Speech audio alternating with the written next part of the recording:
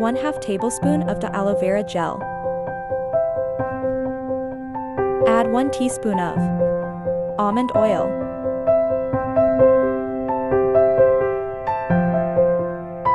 Mix well.